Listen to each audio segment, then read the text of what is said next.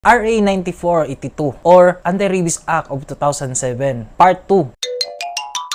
Kung makapaak gani ang imong alaga, dapat within 24 hours, kailangan na nat magpatabang sa mga barangay officials, police, health workers, o mga vet para ma-report dayon ni na incidents. Ang tag-iya sa nagpaak, maudyoy mo shoulder sa tanan magasto sa napaakan. Sa puy-anan sa atong alaga, either na ay koral ang ilahang balay para dili makagawas ang atong alaga or naa sa sulod sa ilahang balay or nakatali sila or naka-cage. Bawal pud mamaligya og karni sa iro. Kung ma-impound ang imong alaga, 3 days na dapat magtagal para ma-claim. Kay kung walay mo claim ani, ang ginabuhat sa gobyerno, ginapa-adapt nila sa mga qualified NGO shelters. Pero kung walay mo claim ani, ug wala po NGO na mga partners ang bawat municipalities, ang mahitabo, i-euthanize gina nila. Ang atong gobyerno, aside sa ginalibre na ang anti-rabies vaccine, napo na sila libreng patuli sa atong mga alaga or ligate para makontrol